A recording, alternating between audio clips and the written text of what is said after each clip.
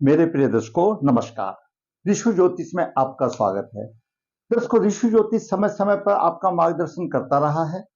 सबसे पहले तो मैं आपका बड़ा धन्यवाद हूं कि आप मेरे वीडियो बड़ी उत्सुकता से देख रहे हैं और आशा करता हूं आगे भी देखते रहेंगे। आज की वीडियो की श्रृंखला में हम आपका मार्गदर्शन करने जा रहे हैं एक पुरुष जातक की कुंडली में जिसमें श्राप की कमी नहीं, बहुत ही शापित कुंडली है। हर एक ग्रह श्राप दे रहा है। ऐसी कुंडली में वंश की हानि है, विवाह में बाधा है, मातृ श्राप है, पूर्व पत्नी का भी श्राप है, ब्रह्म श्राप है और सर्प श्राप है और प्रेत श्राप है। बहुत ही अनोखी कुंडली है और बालक का स्वास्थ्य कमजोर रहता है। आइए विचार करते हैं आगे क्या कहती है कुंडली। जातक का जन्म 7 अक्टूबर 1994 शुक्ल पक्ष 3 नक्षत्र विशाखा चरण 1 शुक्रवार को हुआ। जन्म के समय पर कुंभ लगन 19 डिग्री लेकर के उदय हुआ। शनि लग्नेश 12 डिग्री लेकर के शनिदेव लगन में विराजमान है और शशक योग बना रहे हैं। परंतु दर्शकों, शशक योग पूर्ण रूप से फलित वृषभ लगन में और तुला लगन में होता है। उसमें शनि योग कारक होता है। या तो वो चतुर्थ भाव का स्वामी होता है और पंचम का होता है, या नवम और दसम भाव का स्वामी होता है। तो तुला लगन में और वृषभ लगन में शनि प्रबल योग कारक होता है। इसमें इतना अच्छा फल नहीं देता। मकर और कुंभ लगन में शनि शशक रोग बनाते हुए भी अच्छा फल नहीं देता। तृतीय भाव में केतु मेष राशि में 20 डिग्री लेकर विराजमान है। छठे भाव में मंगल नीच राशि में 7 डिग्री 47 मिनट लेकर के विराजमान है। मंगल का कोई नीच भंग नहीं हो रहा। अष्टम भाव में पंचमे सूर्य विराजमान है 20 डिग्री लेकर के। सूर्य नीच अभिलाषी है, नीच राशि में जाने वाला है। नवम भाव में तुला राशि में बुध 12 डिग्री लेकर विराजमान है। राहु 20 डिग्री लेकर विराजमान है। चंद्रमा 22 डिग्री लेकर विराजमान है। गुरु 22 डिग्री लेकर विराजमान है। शुक्र 23 डिग्री लेकर के विराजमान है। यह ग्रहों की स्थिति रही। दर्शकों, आप इस नवम भाव पर ध्यान दीजिए। नवम भाव पर शुक्र, गुरु, चंद्रमा, राहु ये सभी 20, 20, 21, 22 डिग्री पर विराजमान है और बुध वहीं पर 20 डिग्री विराजमान है। तो हमारे जितने भी 4 ग्रह शुभ ग्रह है, बुध भी शुभ ग्रह है, चंद्रमा भी शुभ ग्रह, गुरु भी शुभ ग्रह और शुक्र भी शुभ ग्रह है। 9 ग्रह में से तो राहु की चपेट में ये 4 तो अपने आप ही आ गए।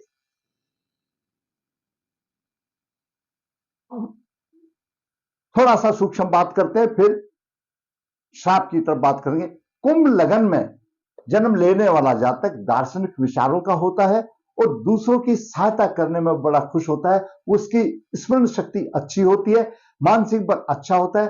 वो स्पष्ट कहने में कोई हेजिटेट नहीं रखता, खरी खरी सुना भी देते हैं। जीवन में अधिकतर परेशानी का वातावरण बनता है और ऐसा जातक एकांत बली रहता है। लग्ने शनि लगन में है, अपनी राशि में है, शशक योग बना रहा है। जैसा मैंने पहले बताया कि मकर और कुंभ लगन में शनि का इतना प्रबल शशक योग नहीं बनता जैसा कि वृषभ लगन और तुला लगन में बनता है। बात करते हैं सूर्य की। सूर्य सप्तम भाव का स्वामी है। सप्तम भाव जीवन साथी का भाव है। सूर्य अष्टम भाव में है। दाम्पत्य सुख नहीं मिलता। विवाह हो जाने पर भी पत्नी रोगी रहती है और जातक की आज्ञा का उल्लंघन करती है। यहां पर विवाह बंधक रोग लग जाता है।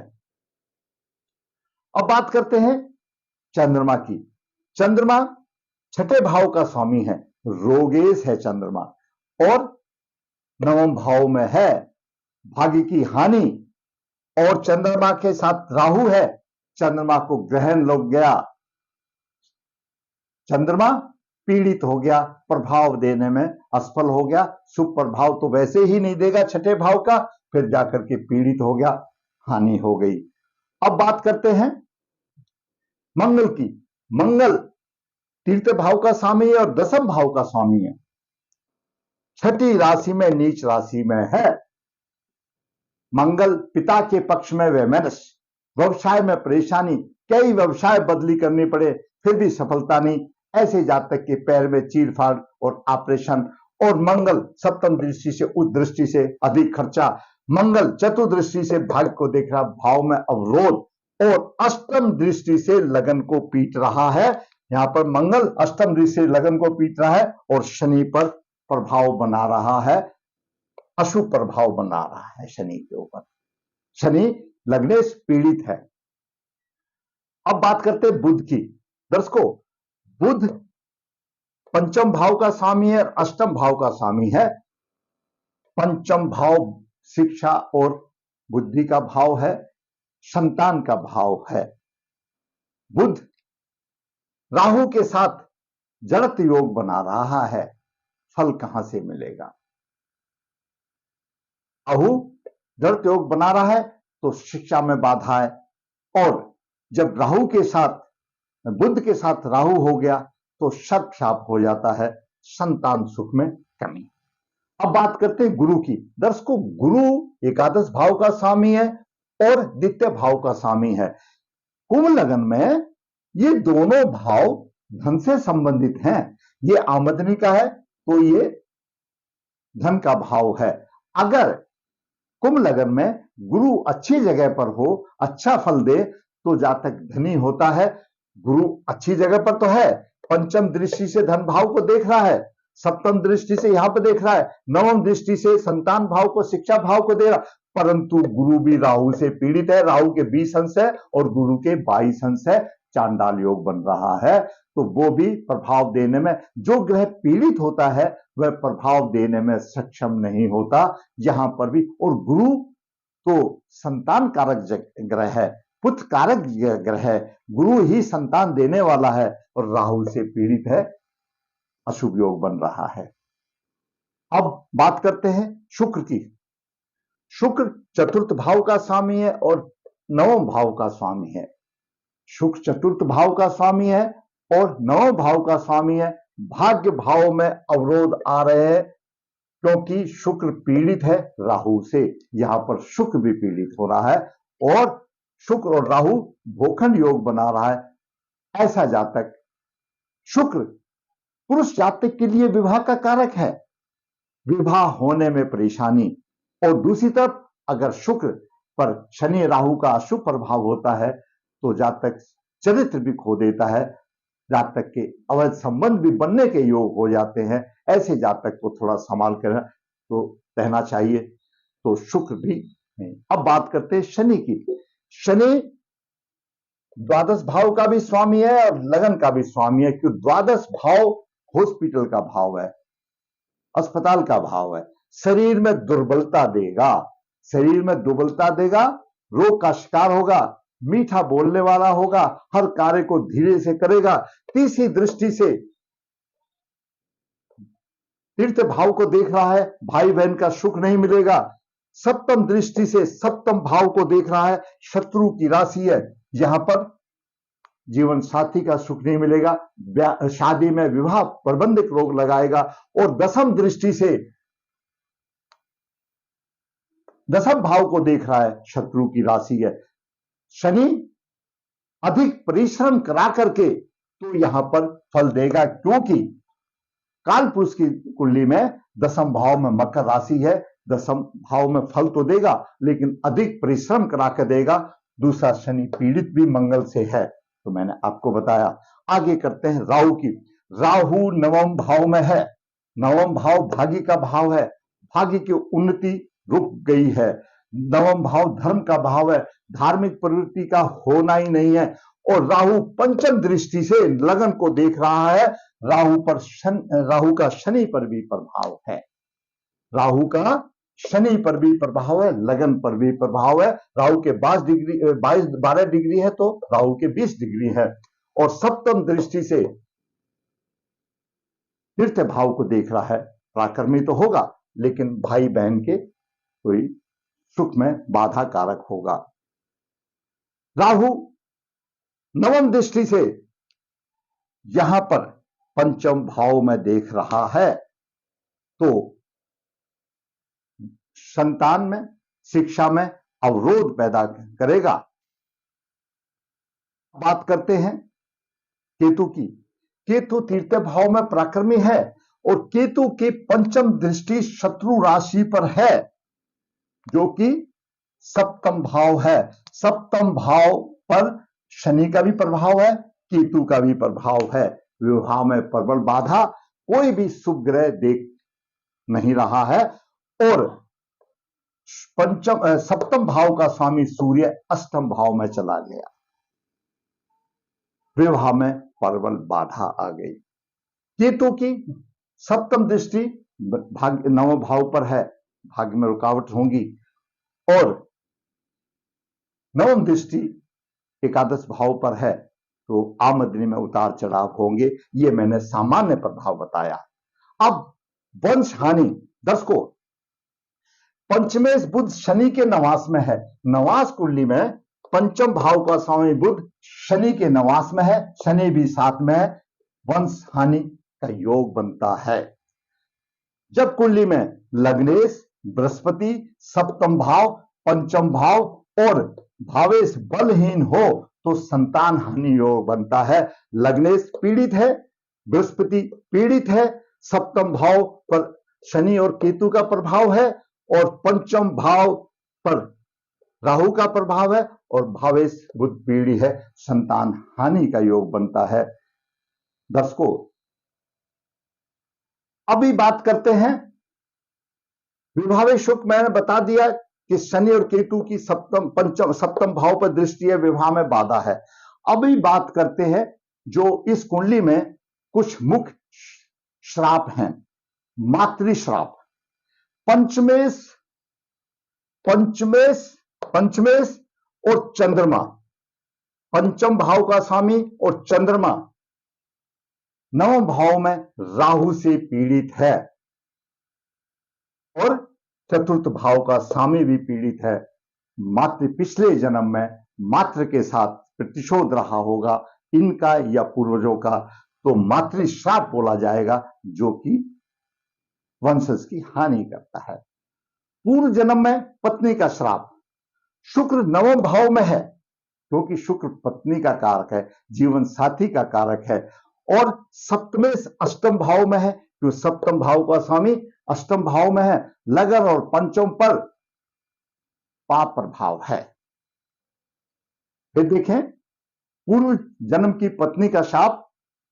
शुक्र क्योंकि जीवन साथी का कारक है, शुक्र नवम भाव में राहु से पीड़ित है, नवम भाव में राहु पीड़ित है। सप्तमेश अष्टम में है, लगन और पंचम पर राहु का प्रभाव है, राहु का यहां भी लगन प्रभाव है और पंचम भाव में भी प्रभाव है। तो ऐसा माना जाता है, हमारे ज्योतिष के विद्वानों का ऐसा माना जाता है कि पूर्व जन्म की पत्नी के साथ ठीक ने उसने श्राप दिया।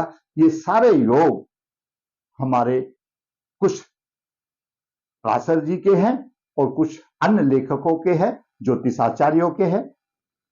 अब बात करते हैं ब्रह्मशाप की। दर्शकों, मैंने पहले ही बता दिया, यही ग्रह बनाने वाले श्राप है।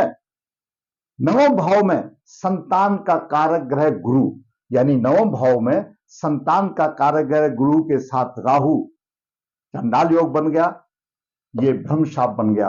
ब्रह्मशाप क्यों आता है कि जब कोई जातक अपने कुल पुरोहित का अपमान कर देता है और उसके द्वारा श्राप दे दिया जाता है, तो ब्रह्म शाप आ जाता है और सभी शापों में ये बहुत ही प्रबल है। दर्शकों, आप कभी भी किसी भी अपने पुरोहित को, जो आपका मार्गदर्शन कर रहा है, जो ब्रह्मांड के बारे में जानता है और आपका ब्रह्मांड के लिए मार्गदर्शन कर रहा है, वो कुछ ना कुछ आपको अच्छी बात बताएगा। उसका बात का आप तिरस्कार ना करें, आप नहीं मानना तो कोई बात नहीं, लेकिन उसका अपमान ना करें। अगर उसने श्राप दे दिया और ऐसे पुरोहित का अगर दसम भाव में गुरु हो शुभ स्थिति में और उसकी दृष्टि चतुर्थ द्वितीय भाव पर हो, कोई भी आदमी या कोई भी पुरोहित, कोई भी आपका मार्गदर्शन करने वाला या कोई भी एक साधारण पुरुष की अगर गुरु दसम भाव में है, शुभ स्थिति में हो और उसका प्रभाव पंचम भाव पर है, तो उसकी वाणी ऐसी हो जाती है कि उसके वाणी ने जो उसको कह दिया हो जाता है। और खास तौर से जो आपके पास पुरोहित आया है, जो ब्रह्मांड का जानने का आया है, जो आपका मार्गदर्शन करने आया है, जो कोई कर्मकांडी आया है, आप नहीं मानो कोई बात नहीं, लेकिन वो अपनी तरफ से आपका मार्गदर्शन कर रहा है, उसका अपमान मत कीजिए। ये सबसे बड़ा शाप है, इसको ब्रह्मशाप कहा गया है। ये ब्रह्मा जी के वचन हैं। उसके बाद है सर्प शाप। दर्शकों, साधारण है, पंचम भाव और पंचमेश पर राहु का प्रभाव सर्प शापित कुंडली है। पिछले जन्म में या पूर्व योनि में कुछ ना कुछ ऐसा कहा रहा होगा कि सर्प शाप कुंडली बन गई, नाग बलि कराना पड़ेगा उसके लिए। तो दर्शकों, ये जो ग्रह यही है, शुक्र गुरु चंद्रमा बुध, शुभ ग्रह तो यही है। दूसरा ग्रह शनि और मंगल और सूर्य है। एक सूर्य को छोड़ करके बाकी सभी ग्रह पीड़ित हैं। मंगल तो नीच अवस्था में है। दूसरा एक और प्रेत शाप भी, अगर दसम भाव का स्वामी नीच स्थिति में हो और उसका प्रभाव बुध पर हो, राहु का भी हो, तो ऐसा प्रेत शाप का शाप दिया रहता है। तो ऐसा मान के चलिए इन शापों के द्वारा कि आपका कोई पूर्वज परेशानी में है, चाहे उनके कर्म से ही आए हों या आपके कर्म से आए हों, लेकिन बाद में तो डंडा आप ही के सिर पर आ गया, भुक्त भोगी तो आपके हो गए। ज्योतिष शास्त्र हमारा बताता है कि जिस प्रकार चिकित्सा पद्धति में कुछ रोग पीढ़ी दर पीढ़ी आते हैं, उसी प्रकार ये पितृदोष पितृशाप वंशज की कुंडलियों में आते हैं।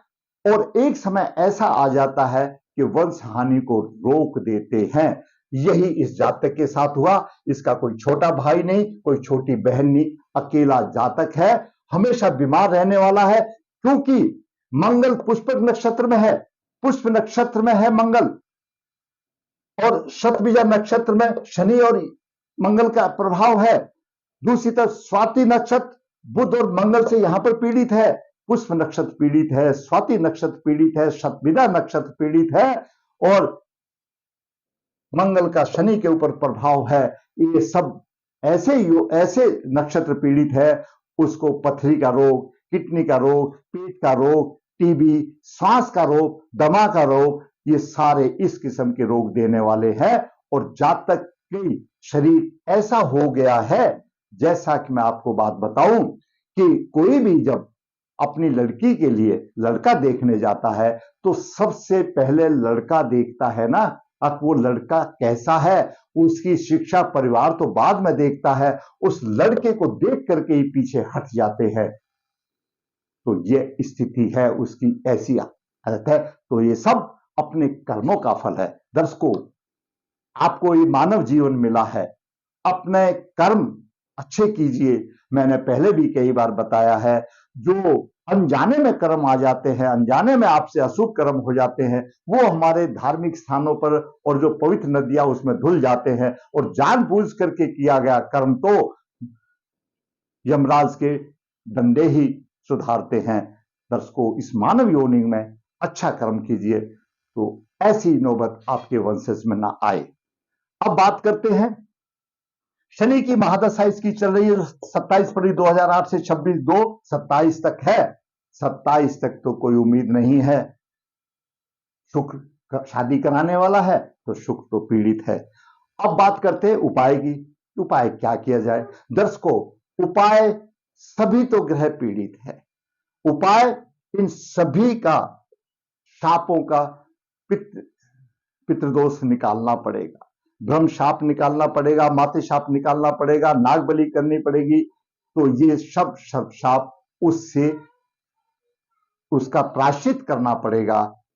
शास्त्र में तो बताया है, सेतु स्थान करो, ये स्थान करो, उपाय, बिना उपाय करने से कुछ नहीं होगा। और जातक को लग्नेश का रत्न धारण करना पड़ेगा, भाग्येश का रत्न धारण करना पड़ेगा, और पंचमेश का रत्न धारण पड़ेगा। तीनों रत्न उसको भाग्यवती रत्न धारण करने पड़ेंगे, और ये सभी शापों का प्रायश्चित करना पड़ेगा। तब जातक की कुछ राह आसान हो सकती है। ये कर्म है, फल तो वो देगा। मैंने ऐसा बोल दिया कि इससे ठीक हो जाएगा, तो वो तो संभव नहीं है। इतना पूरा एक अगर कोई गाड़ी ऐसी छकड़ा बन जाए तो बड़ा मुश्किल है वर्कशॉप में रिपेयर होना। तो ये सभी श्राप इसी कंडीशन में आए हैं। ये प्रजा योग भी नहीं हो रहा है। प्रजा योग होता है जिसको कि वैराग ले लेता है आदमी, जिसकी शादी नहीं होती, कुछ इसी तरह से समझ। उसमें भी बताया गया 4-5 ग्रह एक जगह हो, लेकिन उसमें शनि का प्रबल योग होता है। संन्यास में शनि की दृष्टि कहीं होनी चाहिए। शनि की तो इन ग्रहों पर कोई भी दृष्टि नहीं है, ना भाग्य इस पर ना किसी पर है। तो इस जातक का जीवन इसी तरह से है, लेकिन फिर भी हिम्मत नहीं हारना चाहिए। गणेश जी की आरती में बोला है, सब कुछ तो देने वाले वही है, सब कुछ लेने वाले वही है। अपना कर्म करो, फल की चिंता छोड़ दो। जो कुछ पूर्व जन्म में आए कम से कम उनका तो निपटारा हो। इस तरह से उपाय। दर्शकों, मैंने आज आपको 4-5 श्राप एक ही कुंडली में मैंने उनको वर्णन से बताया, उपाय भी बताया। दर्शकों, ऋषि ज्योतिष नर्मदा जी के तट के नजदीक है। मैं हर वीडियो में मेरा नंबर रहता है। जो इच्छुक है वो कालसर्प दोष, पितृ दोष की पूजाओं के लिए संपर्क कर सकता है।